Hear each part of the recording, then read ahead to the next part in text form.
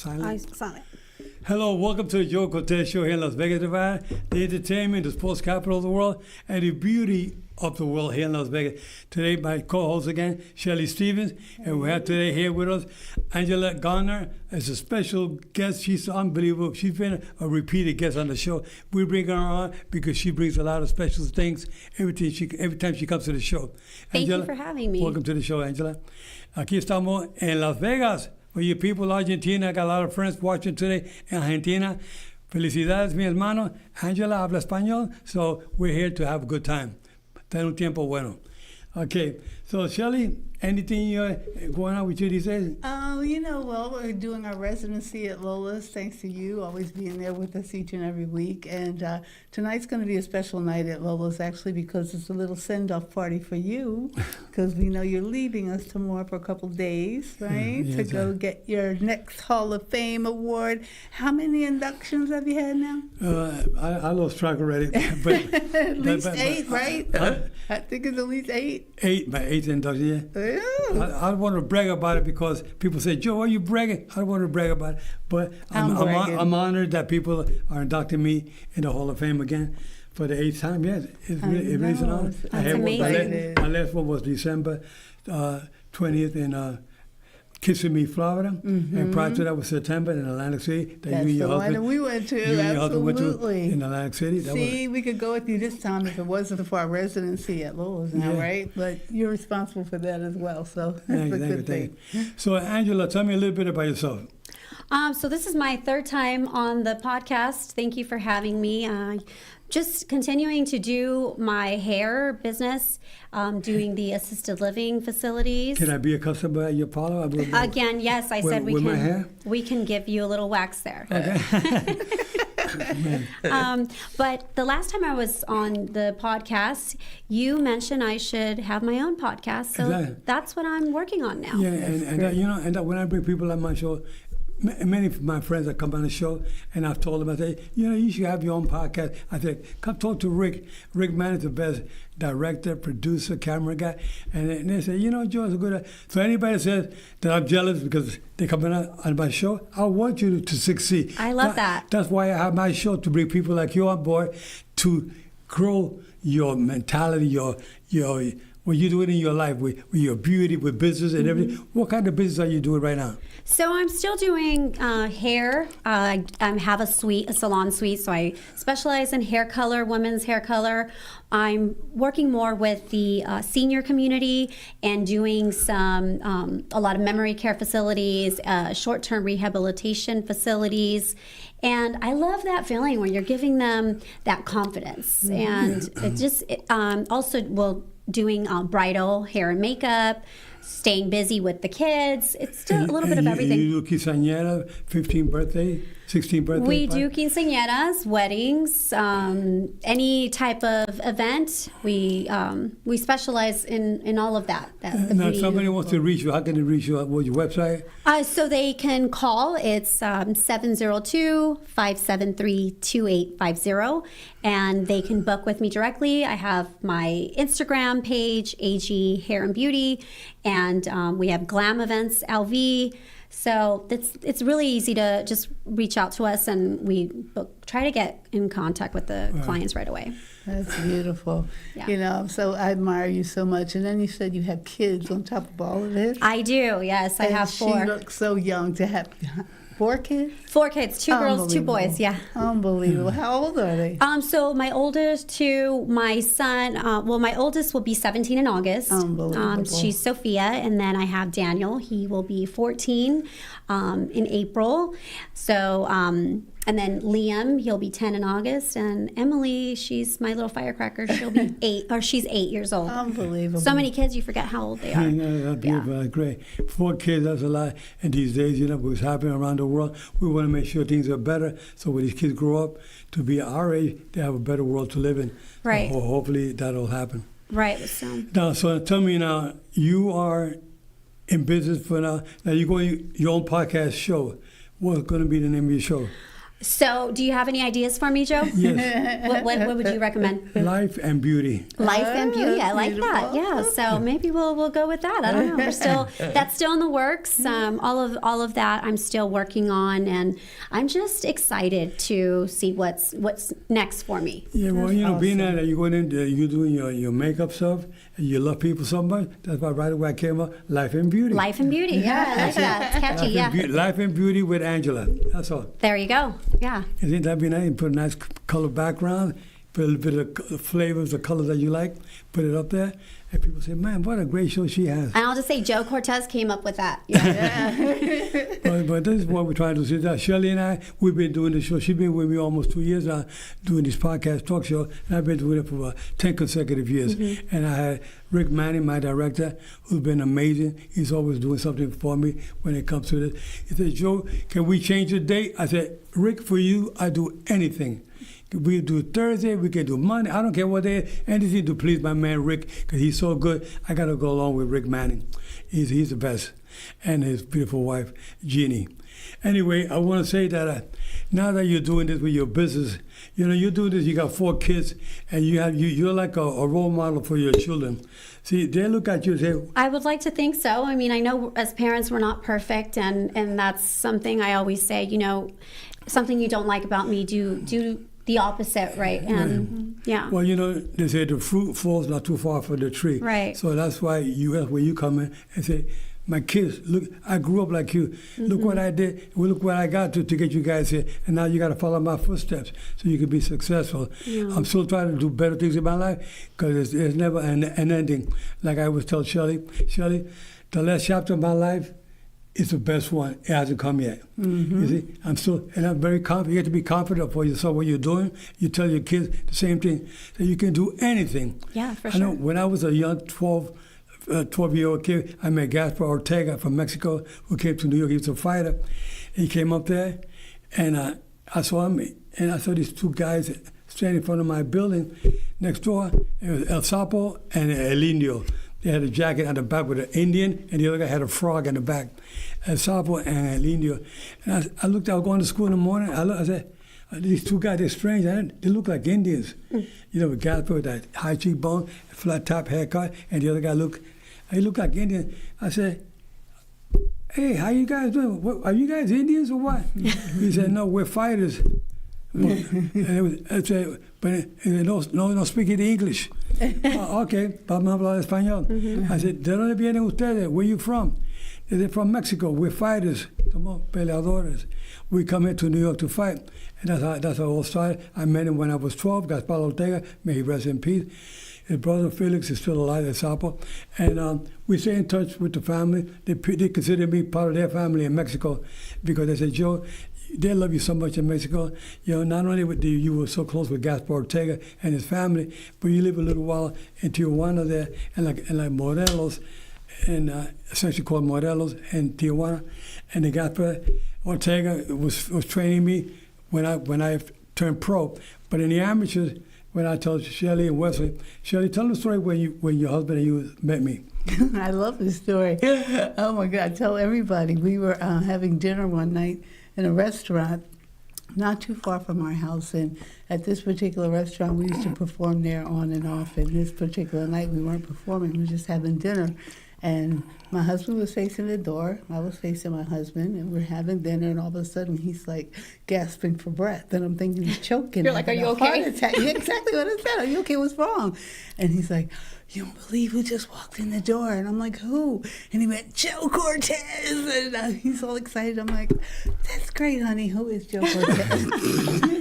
And he said, "I showed you 1,000,000 times on TV. He's a Hall of Fame boxing referee." Right, I was yeah. like, "Oh, yeah, I know. I remember the name. Okay, I remember." So I kind of turned around. I saw him. I was like, "Okay, yeah, I do remember." Yeah. And then the owner of the restaurant said, "I know you're off tonight, but you want to come up and sing a song?" Because the owner performed there as well, and he had a whole band. So he invited us to come up and sing with the band. So I was like, "Okay, fine." A very good band, too. Yes, they were fabulous. And so we went up to the stage, and while my husband was queuing up the band, telling them what song, what key, and all of that, and I happened to look forward, and Joe was sitting like right in front of me. So my husband, back in the day, he was with a group called the Stylistics out of Philly, and he co-wrote a very beautiful song called "You Make Me Feel Brand New." Got him a Grammy Award nomination, everything. So since Joe was sitting in front of me, I dedicated the song to him. I said, "Joe, this is for you because you made my husband feel brand new tonight." And everybody started clapping, and he started smiling. And after that, it was just like magic. We came like instantly like family. You know, he took us to his house. You know, he showed us his gym he had built inside his mansion, and everything was just beautiful. And from that night on, it was just like we were a threesome. There you go. Yeah. So. Have you been to the house? I have. I remember my first time meeting you. I was at a Vegas healthcare networking event, or no, they were showing La Mansión, and I remember seeing you, and I'm like, I know who that is because I grew up watching, you know, De La Hoya's, Cesar Chavez, and I would see you, so I recognized who you were, so I was definitely a fan too. We're a big crowd, and I remember. Yeah, and I met your wife, your daughter, just such great people. Very, I love, Yeah, you met my daughter in the wheelchair. I did. I met both of your daughters. Daughter, Yes. her and Sandy, and then we got Christine, the youngest one. Yes. Yeah, and so one is 58, the other one is 57, and one is, I think she's 43. Yeah, so... They're beautiful. They're so they're welcoming, and it just feels like they make you feel like family. Your wife, just such a sweetheart. Yeah, we had a good time, I think. Anyway, so tell me, now what's on the agenda for you now? What do you have planned in the near future? I'm working a lot. I feel, so my older two children, they're in North Carolina. They wanted to move with their father in Charlotte. So I'm in the traveling. I want to be with them more, so traveling to Charlotte and spending some time with them. My younger two, we do week on, week off. So it's like the weeks that I don't have my kids, I'm just working nonstop and just staying busy. I'm hoping that with the podcast, I'll be bringing in some of my clients. So it's not all going to be about hair and beauty. It's a little bit about everything, like real talk, just life. Right. Being a parent, Yeah, well, it's so important that you bring that up because these days, a lot of parents, and talking about parents, especially the seniors, when they get a certain age, I'm sure you come across many of them where they are left alone. Right, yes. The family members, their own children, don't even visit them or call them often enough. And the seniors, they were there for you when you were a baby. They changing your diaper. They were holding your hand, teaching you how to walk. And then when you grow up, you walk away, you forget about them. That's not fair. No, not at all. You got to be watching out for your parents. Talking to them, call them up every day, just for 2 minutes, see how you doing, Mom, how you doing, Pop? Everything's okay? Good? Okay, if you need anything, I'm here. Everything's okay. So in the morning, you have the whole day, your mind is clear and relaxed. You know that you spoke to your mothers. They're both alive, mother, father, whatever. And so it's important to do that. Sometimes you just have a guardian who takes care of you. Call who was ever taking care of you, bring you up, let them know that you're okay every day. But that's why I'm glad that you're doing your podcast talk show to bring those seniors on the show and talk about caring, loving, and giving. Yeah, I love working with the senior community. I will have lunch with them sometimes if I'm at one of my memory care facilities that I work at, and it's nice. They're sitting by themselves, and I just sit there and talk to them, and they enjoy that. They enjoy. They feel that they're cared for. And taking them. One time I was working with the senior program. I had I created nationwide. Free vision screening program. Nobody ever did a free vision screening. So I was working. I wanted to look for a job. After I had a delicatessen in New York, so I bought the deli. Then I bought the whole building, and then some guy came around and made me an offer. I wasn't looking to sell it. I was already 6 years. Very happy there with the deli in Yonkers, New York, on Upper Hand Avenue, and they said it was called J&S Deli, Joe and Sylvia Deli in Yonkers, New York. And then they said, Joe, you interested in selling the building? I said, not really.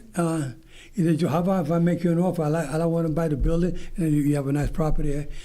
I said, well, we'll think about it. We'll talk. Come back next week. He came back the following week, and he said, what do you think, Joe? I said, I don't know yet. He said, if I give you an offer.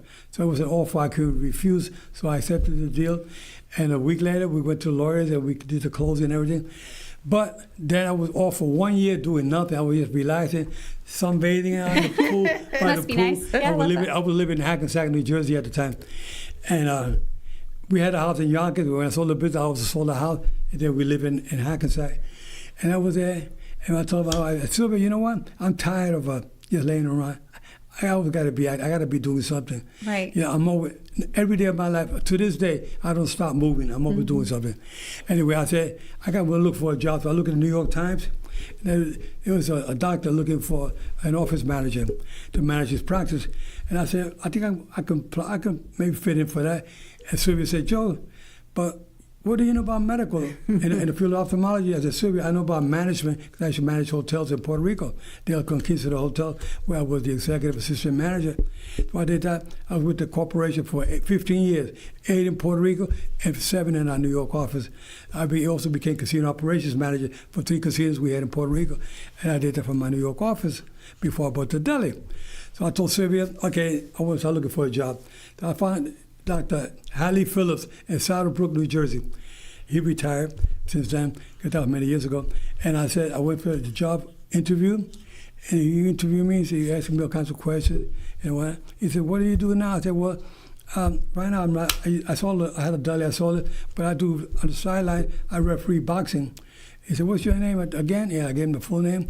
And then I said, goodbye, we'll talk, so I'll let you know. We shook hands, I left, and when I got home that night, I was waiting, and Sylvia says, how did the interview go? I said, well, pretty good. Let's see what happens. Maybe they'll call me in a couple of weeks. Who knows? If they don't call, they don't call. I got a call that night. Dr. Hallie Phillips called me and said, Joe, can you come back to the office tonight? My wife wants to meet you. I said, what time? He said, 7 o'clock after we close. So, okay. So I went over, I told Sylvia, hey, I got the job. She said, stop being so cocky. I said, Sylvia, I got the job. Why would they call me to go back to meet his wife? I got the job. I feel it inside. And she said, well, let's see what happens. I went there. She says, so you're Joe Cortez. She said, we made some phone calls about you, and everybody seems to know you from boxing, and you have good management skills, and, we'd like to hire you. He said, when can you start?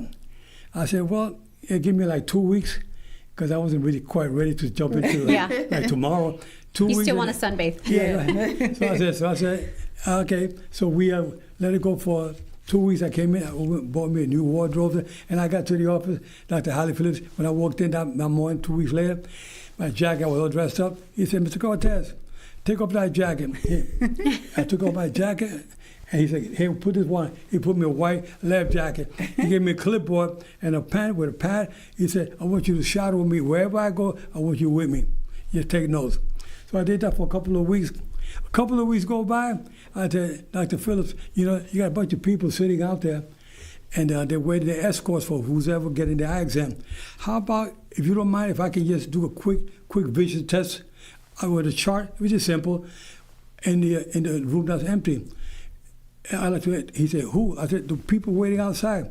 They're waiting for the escort. They're sitting there waiting. Can I ask them? We never did that before, Joe. He said, go ahead. So I went out there and I started, yes, sir, or Mrs., you might come in inside, give you a free eye exam. When was the last eye exam? They said, I hadn't done it in years. I said, you have your insurance, right? She said, oh, yes. Okay, come in, I'll give you a free eye exam, a quick eye exam. You'll see how you vision it. And we went in, they read the chart. They were reading, you got 200 on the top, 250, 200, 100, and they couldn't hardly see when it comes to 2050, 2040, 2030, they couldn't see that. I can't see that. I said, you know what? You mind coming back for a complete eye exam? And they would say, okay, I can do that. So they would come back a week later. I would put on the paper, CEE. Complete eye exam. I'll circle it. They give it to the lady at the front desk. And they give it to the lady at the front desk. They set up the appointment for them. This doctor was doing so many cataract surgeries. I mean, he said, Joe, where you getting other people from? I told you the people were sitting outside. But then there were individuals also that suffer from glaucoma. Mm. And if you suffer from glaucoma, there's no cure for glaucoma. And I can tell you a good example is a good friend of mine, George, who used to work for me, and Willie Mays, another good friend of mine, the baseball player, Willie Mays. They both had glaucoma. But George Negron, they used to work with me, he poked his eye on one of the branches of one of my trees on the property. And he said, Joe, my eye is all bloodshot. I want to go see a doctor. So I had a friend here, Dr. Doug Lawrence in Henderson, New Jersey, Henderson, Nevada, and I took him there, and he said, did an eye exam on him. I said, George, everything okay, the bloodshot, that will go away, and in a couple of weeks it'll all be gone. And he was walking out the door. I said, wait a minute, Dr. Lawrence, can we do something? Being I already had a little experience in the field of ophthalmology, can we do something with George before he leaves? Can you do a glaucoma test on him? He said, okay. So they sat him back down. They put him on the machine, and a little thing in the eye. They put a little numbing drop in the eye. They do a little light in your eye. You look. And he said, he finished. He said, Joe and George, he said, you have glaucoma. And, glaucoma is like a thief in the night. It sneaks up on you. When you get a feet hurt, you go to a podiatrist, right? Mm-hmm. Your back hurt, you go to a chiropractor. Your teeth hurt, you go to a dentist. But your eyes hardly never hurt. So he said, Joe, good thing that you told him to come back. He said, I'm sorry that I didn't do the glaucoma test, but he does have glaucoma.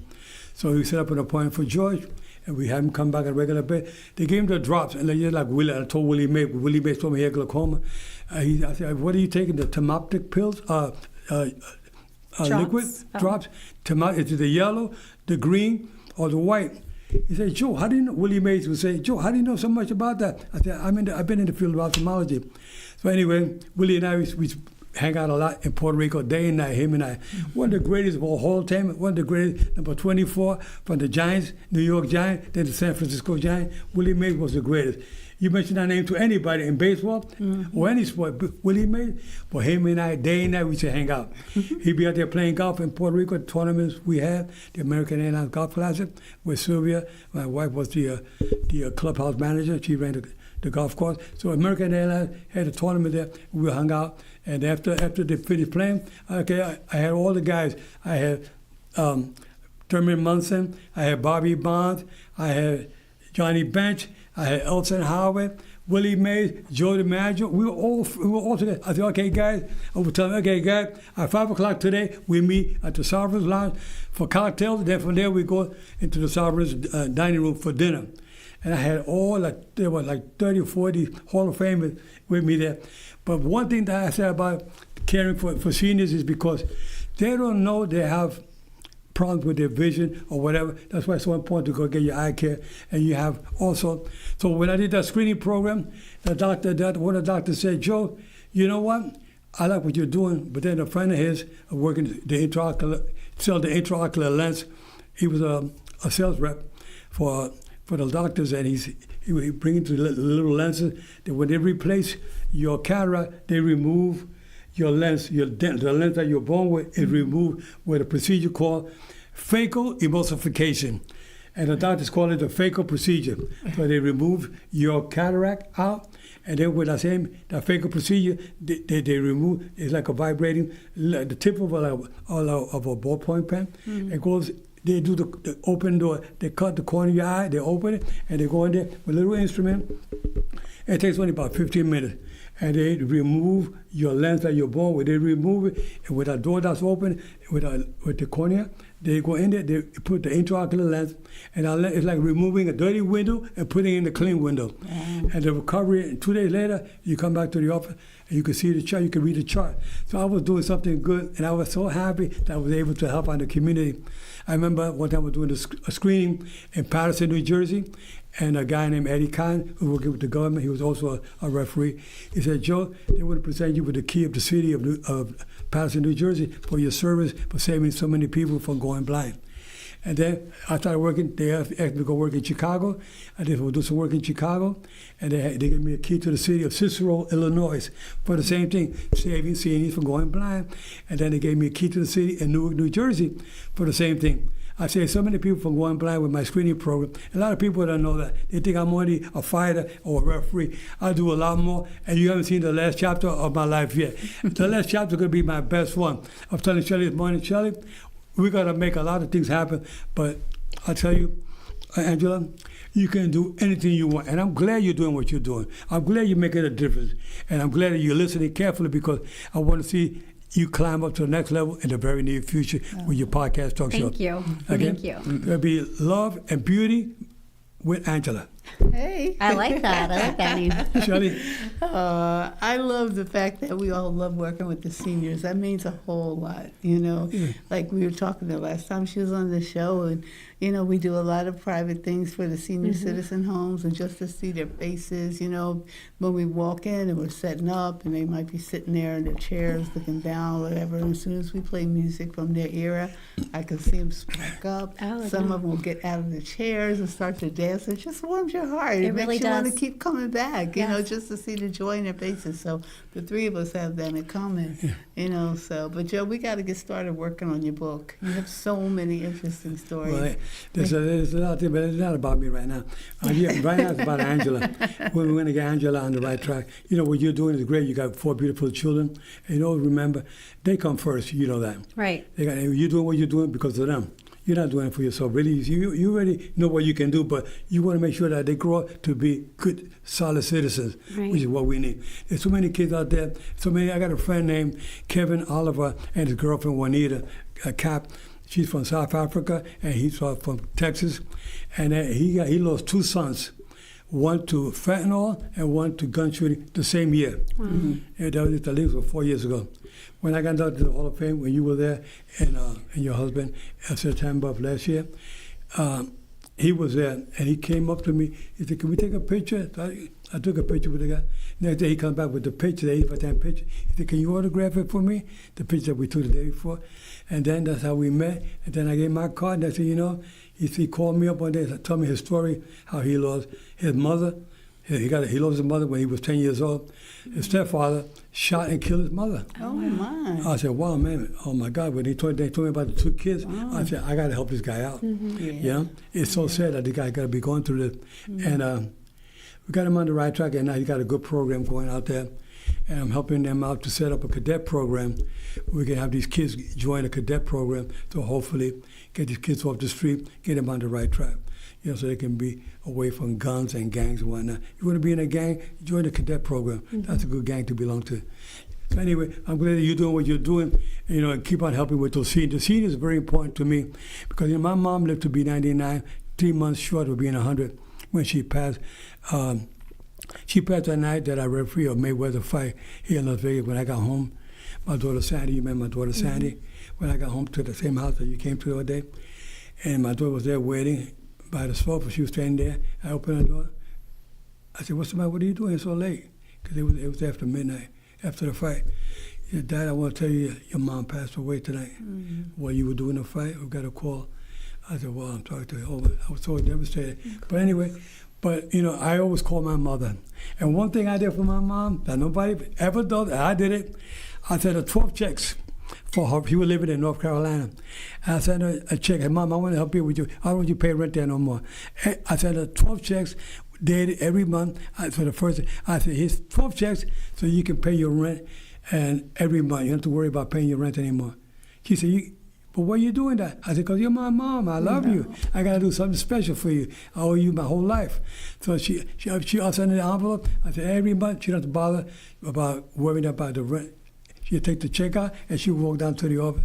And she was 90, like I said, she was 99 when she passed, you know. But her last years, she was with my brother Mike in Tampa. And that's where she passed out. Her sister living there, she was living there.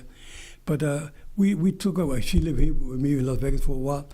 But the thing is that what you're doing, make sure you're the seniors, let them know what's available for them out there, the people that can help them when it comes to, you know, food shopping or going to a doctor's appointment, medication that they have to take. Sometimes they need, like you say, you deal with the people suffering from dementia and Parkinson's. You know, the people need some guidance. They need somebody. They don't know who to go for help. Because a family member, they don't want to come around to help. So we got to help them while we can. Right. That is important that we educate the community. Exactly. Not only it's also the family members of seniors with dementia. I have people that have sat in my chair, clients that have sat in my chair, and they say, you don't know how hard it is to have my mom with dementia and finding where to go. So I think with my podcast, I want to raise awareness and there's so many different resources out there. So I really think that it's important. Yeah, good. You have a Now- special shout out to make, don't you? Yeah, yeah. Someone who's watching from Well, Argentina. there's the people in Argentina watching the show, and I got Jose Lagos who's watching, and people from the government there. They want me to go in July to meet with the president of Argentina because he seems to like boxing. His name is Milei. President Milei. Okay? Yes, we want to say hi And to President, him. we'll say hello to him. You know, he got so much hair. Can you put that picture back there again? It's a full set of hair there. He got so much hair. You know, I'm jealous. I'm gonna, if you're watching, I'm gonna meet you out there. Hopefully in July, they want me to present you with a UBA, called UBA, University Boxing Association. We're gonna have a championship fight out there, which I'm gonna be supervising, and they want me to present you with a championship belt. But with all that beautiful hair you got, I'm jealous of you. I mean, look at me. I only got a shiny hair, but she said she's gonna help me polish. We'll polish it My hair. up. Maybe we'll take some of his hair and put it on you. Yeah, there you go. Take some of his hair, put it on me. Anyway, with that said, guys, thank you so much. Argentina, te lo queremos mucho. Muchos saludos a todos. El boxeo va a seguir para arriba. Que Dios los bendiga a todos. God bless you. Thank you so much for being on the show, Angela. Thank you. We'll see you tonight at Shelley? Joe's send-off party for his Tonight- Hall of Fame Awards. Tonight at Lola's, we'll be there from 6 to 10 p.m. And my good friend Paul and Lori and Yeah.